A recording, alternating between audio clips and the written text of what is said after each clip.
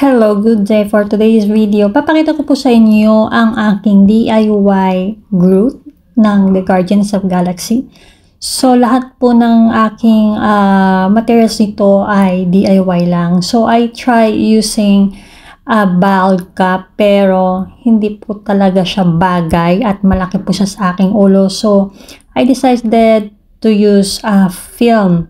So, since na I am a nag-aral po ako ng aking sarili to do a face paint and other things like nito. So, lahat po ay sinusubukan ko ng mga possibilities na pwedeng gamitin at kahit DIY. So, yan po ang ginawa ko noong isang araw. Yan po ang headpiece ni Groot. Nagawa lang po siya sa cartolina. So, nag-a-apply na po ako dito ng liquid latex. Palala po, ang tapang po talaga ng amoy ng liquid latex. So, masangsang po talagang amoy niya. Kailangan po natin, kung kaya nyo namang tiisan ng amoy ng latex, then go. So, ayan, nalagay ko na ang headpiece. So, naglalagay na lang ako ng konting details. Then, after that, I am using a tissue at latex na magsisilbing ilong ni Groot. So, naisipan ko yung papel kasi, syempre, yung tissue paper, manipis lang. Tapos, bago ako nag-apply niya, nag-apply muna ako ng Vaseline sa aking kilay, sa mga gilid-gilid sa aking mukha, sa may mga buhok. Para kapag naglagay po tayo ng latex at once na magtanggal na po tayo sa latex natin, hindi po masakit sa buhok at hindi po magdidikit.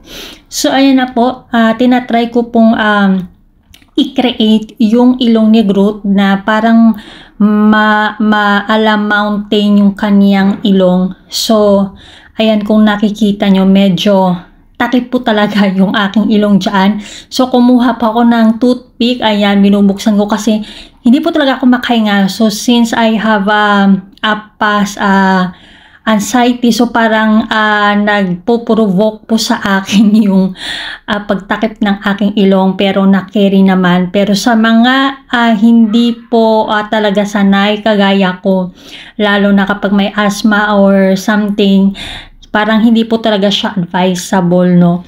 So, ito naman, nag-a-apply ako ng cotton, ng bulak dito, yung magsisilbing sa side face ni Groot kasi medyo parang may muscle part siya pero in a wood way. So, nag-a-apply ako dyan ng latex tapos cotton, tapos after that, tinakpan ko siya ng manipis na tissue paper. So, ayan, nag-a-apply na ako ng, yung tissue paper na yan is isa lang, tapos hinati ko lang siya, tapos inikot-ikot ko lang para kunwari magmukha siyang ugat. So, dinikit-tikit ko siya isa-isa, tapos yan, titignan nyo na lang yung kaniyang pagkalagay para magmukha talaga siyang ugat, kunwari.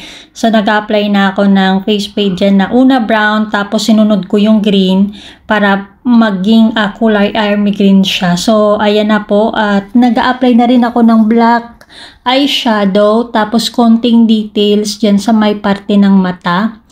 Tapos, tsaka black eyeshadow na rin. Tapos, naglalagay na rin ako dyan ng mga linya dyan, banda sa ilong niya. Yun talagang wood talaga yung effect niya. So, ayan po. Yan na po yung final look. Hindi po talaga siya tapos. Hindi ko na po siya tinapos kasi hindi na po ako makahinga. In fairness, tinitiis ko na lang para lang talaga at least makita ko naman yung outcome. So, ayan po yung outcome niya. Tapos, after that, minadali ko na po talaga siyang tanggalin kasi hindi ko na carry as in sa pagpipigil ng hininga at kahit maghinga man ako sa bibig. Bye, guys!